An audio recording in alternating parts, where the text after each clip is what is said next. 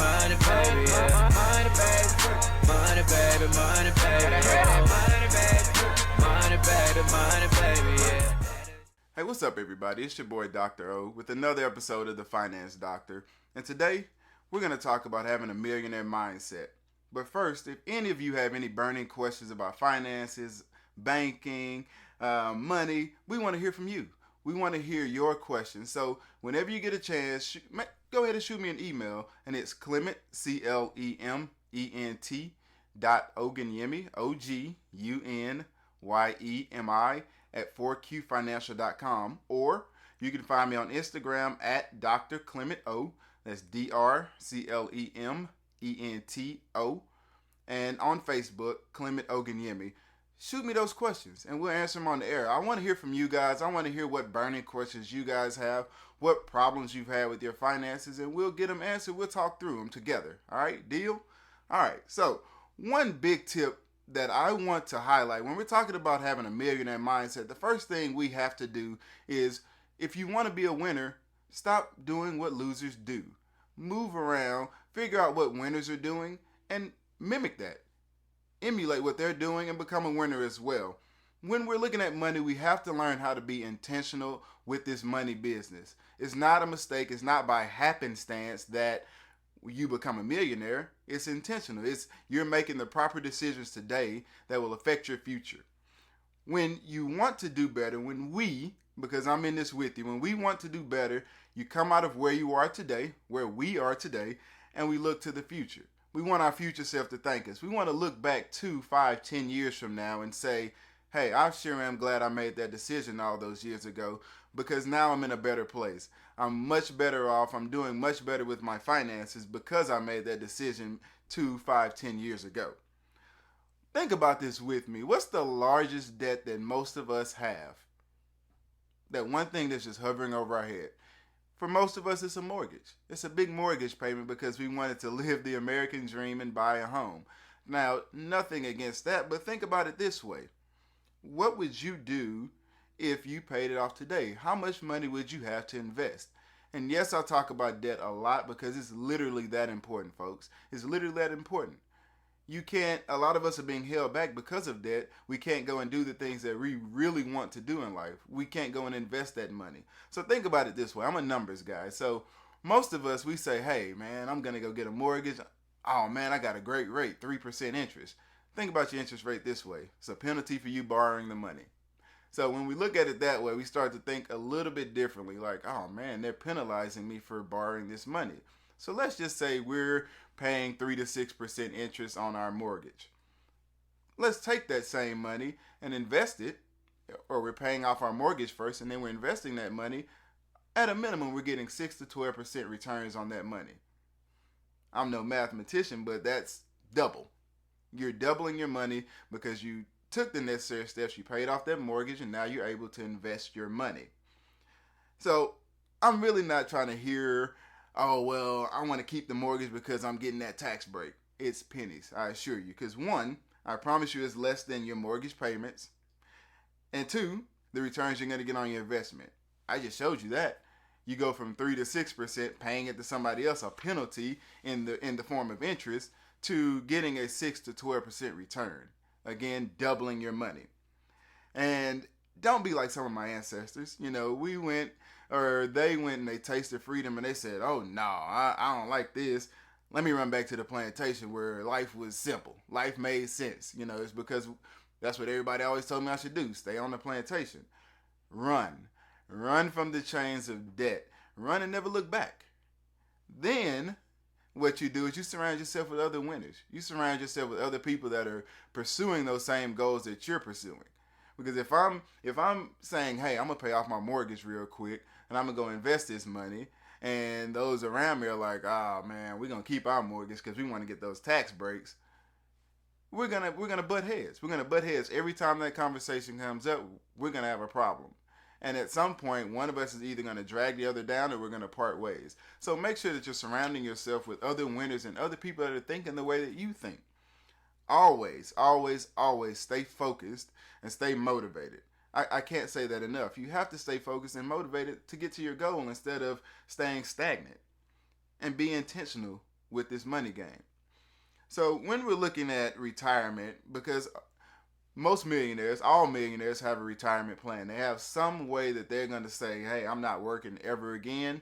I'm retiring. I'm getting on a yacht and I'm sailing around the world. They all have it. So I hear people say all the time when they're talking about their retirement money, dang, I can do so much with that retirement money if I just pull a little bit of it out right now. Well, it's called retirement for a reason. Don't let that hasty reaction knock you off your course to your long-term financial freedom and your long-term financial goals. Stay the course. Don't be hasty in any of this. It's a long game. It's the long-term game. We're looking to the future. We're not just thinking about today, well, I can do this, this, and that. No, we're looking for future. We're looking at our future self, our future families. So one example that I have, let's just say you have $500,000 in retirement. Yes, I know that's a lot. It's a lot. It gives me chills to even think about it. That's a lot of money. So do not come around asking me if it's a good idea to withdraw that money to buy a house now. Now, for some of you, buying a house is your dream. But don't ask me about buying a house now. Don't say, well, I'm going to just withdraw $250 to go, buy this house that I wanted. Okay, what happens when you get to retirement? You worked your butt off to accumulate that kind of money so that when you retire, you still have money. And you're just going to go and blow it on a hasty decision that you want to make today. I assure you, you will surely either, one, be working longer, or two, come back into the workforce sooner than you thought. You're going to come out of retirement at some point in time. Listen to me. You set that money aside for your future self to enjoy everything you dreamed of and not have to work again. That's the point of retirement. I don't know when we, came up with this new retirement where, I'm going to go into partial retirement. I'm retiring and come back. No, once I retire, I'm done. I'm not coming back. I'm going to go and I might want to jump on a cruise somewhere and cruise, be on cruises 6 months out of the year. But that's my prerogative. So you have places you want to visit. You have living expenses you might have in retirement because your expenses don't go away just because you're retired. You still got to eat. You still got to live somewhere. You still have to have shelter, food, water, clothing. So those expenses don't go away. So make sure that you're looking to the future and thinking about those expenses that are still going to be there, whether you're retired or not. I personally want to go on one of those lifelong cruises, and just cruise around the world. I've met people that do it, and I'm like, dang, that seems like a fun life. But if I have to worry about, hey, when I get back, I might not have any money left over, that's an issue because I didn't properly plan it. I didn't make sure my future self will thank me later. So home ownership is typically the American dream. I get it. I understand. But buying a home is a completely separate goal from your retirement. Don't ever mingle the two. Never. Don't ever put the two together. If buying a home is part of your dream, budget for that. Budget for it separately, but do not combine the two or confuse the two with your retirement and your home ownership. So Chris Hogan, I like to listen to him a lot. And one of the things he said is don't neglect your future for your now.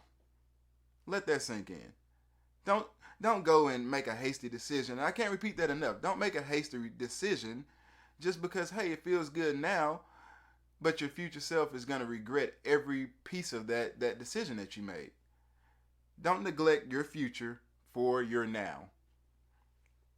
First of all, when we're looking at retirement, when you withdraw early, so a lot of you might say, oh man, I got that 500K stacked up. I'm going to just take out 200 and buy a house and then take the advantages of home ownership. Well, first and foremost, when you draw that money early before your retirement age, guess what? 40 to 50% is going to penalties and interest. So half your money is gone off the tops.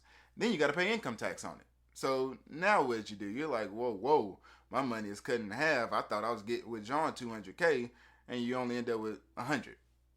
Then you end up with a mortgage because you're saying, oh, well, I couldn't wait or I couldn't budget for my home separately from my retirement. I had to pull the funds out today because I just couldn't wait and I want to pay cash, blah, blah, blah. You end up with all these penalties. Remember, folks, this is a business decision. Anything about your finances, make it a business decision. Remove all emotions from it. Because when you're making these emotional decisions, you start to screw up. You start to say, hey, man, it feels good to have a house. All my friends got houses. They just had a housewarming. It was cool. I had fun. I want to have a housewarming too. Now you're making an emotional decision instead of thinking clearly and making it about a business decision and making it a decision that you'll thank yourself for later. So, how many listeners know how much you need to retire comfortably today? Like, if I asked you, if I crossed you on the street, or if I saw you out in public at Walmart and I say, hey, buddy, what's up? You know, how much do you need to have in your account right now if you want to retire comfortably, I don't know, 20 years from now? How many of you can tell me that? A lot of us can't. You know, I couldn't just pull a number out of a hat and say, hey, this is the number that I need to retire. You know, it takes some planning. I need to sit down and actually look at it. But be real with yourself. You know, this is about you. Make it personal. Make it personal. It's not about me, you know. I'm not going to actually come ask you that unless we're having a planning session, but make it about you. Sit down and ask yourself that. If you don't know, it's okay. It's perfectly fine for today and for today only.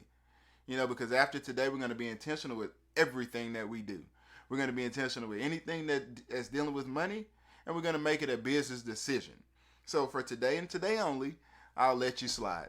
But after today, we have to make these decisions intentional, and we have to be very, very diligent in getting to our dreams and making sure that we have that mindset and that we all are winners, because we all have it in us. You know, we all have it in us to be a winner. So dream big and go hard. Go hard at those dreams.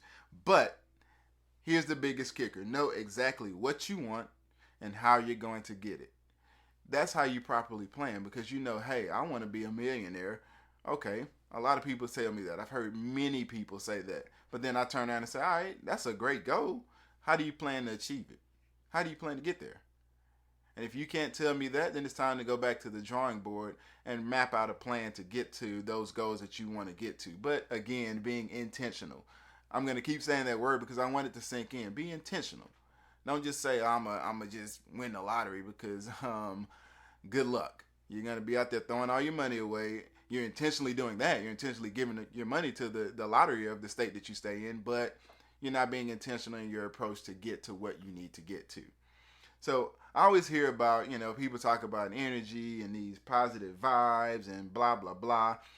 Bring that same energy and enthusiasm into achieving your goals. Bring it every time. You know, don't sit here and say, oh, I woke up today and I'm just not feeling achieving my goals. That's okay. But don't let it be 3, 4, 5 days in a row where you're like, dang it, I'm just going to quit on my goals. No, stick to those goals. Bring that same energy. Bring that same compassion. Be a winner about it. Change your mindset and be a winner, and come approach it every day like, hey, I'm going to kill this. I'm going to go hard every day because I want to achieve my goals. I want to get there. I want to be a millionaire. I want to think like millionaires do. So I stated earlier that I like to listen to Chris Hogan, and he talked about a study recently in one of his podcasts, and he said, here's what millionaires do not do. And I said, oh, let me listen, because I want to know what they do and don't do, because if they don't do it, I don't want to do it. So here's what millionaires don't do. 82% of millionaires do not have a car payment. So say it with me. The interest I pay on a car loan is a penalty. It's a penalty. Same with your mortgage. It's a penalty that they're charging you for taking out that loan. Oh, you want to borrow money? Okay. Yeah, I'll give you a 3% interest rate. And we're like, oh, joy, joy, joy, because we think that 3% is good, but it's a penalty that we're paying for borrowing money from them, for not taking the necessary steps to pay cash for stuff. And to have, to take our finances in control and to come in there and say, hey, I'm not paying that. This is what I'm going to do. And this is how we're going to proceed from here if we want to close this transaction. It's literally that simple. So the car, a lot of you might not know, and some of you do it begins to depreciate immediately. So what this means is it's worth way less than it was when you first bought it. So I drive off the lot, my car is automatically worth less than when I put the keys in the ignition. A lot of us don't know that. We just say, I got a new car, I got a car payment, I'm good, I'm driving around, my car is nice, I love it, new car smell, blah, blah, blah. But it's depreciating. It's worth, you can go and turn around and drive maybe 3,000 miles in 5 years, and it's still worth way less than what you paid for it. It's worth way less than you might think that it's worth. So here's a solution to that. Save up money, take your time, and pay cash for the car that you want. So I know that when I first bought, my first, what you want to call a luxury car, I bought a Cadillac CTS 2005, blue, navy blue, midnight blue, or whatever they want to call it. I bought it, felt good. Felt good to finally say, oh man, I'm grown. I got a car payment. It feels good. I'm an adult now. Dad co-signed for the loan for me, so that should have told me off top that I wasn't an adult, if that's what I thought being an adult was, because my dad had to co-sign. And so I remember making those payments, and I was like, this is cool. Like for the first several months, first year. Then I moved to Arkansas, and I said, oh crap, man, this car payment is starting to get on my nerves. Like I'm getting tired of paying this $350 a month. So I said, what do I need to do to get rid of this crap? Because it is not fun. I am tired of it. Like, every paycheck that I get, I'm looking and I'm like, crap, I got to pay the car payment, got to pay the mortgage, got to still buy groceries, got to still drive, and it got old. So I decided, hey, let me pay this off while I was making good money. Let me get rid of this crap. Let me get rid of this burden. And it felt amazing. Let me tell you, I called my dad. I called my mom. I said, hey, listen, I just paid off this Cadillac. I'm happy. I said, I don't have this car payment anymore. I got an extra $350 to spend. I said, I don't even buy Jordans. I said, I might go buy a pair of J's this month. Why? Because I got an extra $350 and I don't know what to do with myself, because it felt so good. It was an amazing feeling to get that burden off my back where, if I wanted to buy if I wanted to buy steak that month, I could, because that burden was no longer there. Another thing that most millionaires do is most drive a car that's at least 4 years old. I'm not going to front and say that I'm a millionaire, but I feel like I'm doing some of the things they do. I drive a 2010 and a 2011, and I love them. Why? Because they're good to me, they're well maintained, and most importantly, guess what? They're paid for. So I love them to death because they're paid for, and they're good, and, I'm doing something that millionaires do. My bank account doesn't reflect it yet, but it's going to get there because I'm taking the small steps. I'm going and mimicking things that I'm seeing these winners do. And I'm making sure that, hey, I want to be a winner too, so I'm going to go shoot the jumper just like Jordan. Anybody who watches basketball has watched Kobe Bryant, and they're like, man, that dude emulated everything Michael Jordan did, from the way he chewed his gum, the way he grabbed his shorts, the way he shot the ball, his crossover, the way he talked in interviews. Everything he did emulated Michael Jordan, and his track record reflected that as well. He was a winner just like Michael Jordan was. He was never complacent, and it's the same with finances. We have to be able to follow those that are ahead of us, those that are millionaires. If we want to, buy a yacht, follow those people that have bought one and that have successfully maintained one without going bankrupt owning one. Follow their lead. So I want to leave you with this. Emotional financial decisions are dangerous. If you're taking any notes, please underline emotional decisions and danger. Underline, highlight it, whatever you need to do. Because when you're making an emotional financial decision, you are bound to hit a pitfall because you're just doing it. You're just on impulse. Oh, it feels good today, but I don't care about the future. No, you have to think through it and make sure that you're not making those emotional and dangerous decisions. Be intentional. Underline that too. Write that down. Put it on your refrigerator, in your car, wherever you're going to see it every day. Be intentional and be patient. Most importantly, be patient. Millionaires are not made overnight, and they understand that.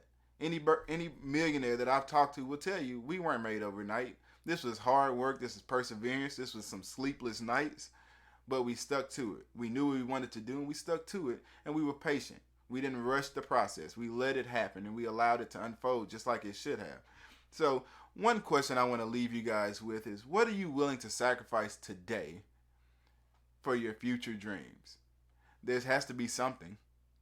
There's usually something. If you really sit down and you dig deep and think about it, there's usually something that you can sacrifice today that your future self will say, thank you so much. This helped us to achieve our dreams a lot faster than we thought we would. And you be happy in your decision. That's all for today, folks. And I really appreciate y'all listening to The Finance Doctor. If you want to find me, look for me on social media at Dr. Clement O. And that's DrClemento.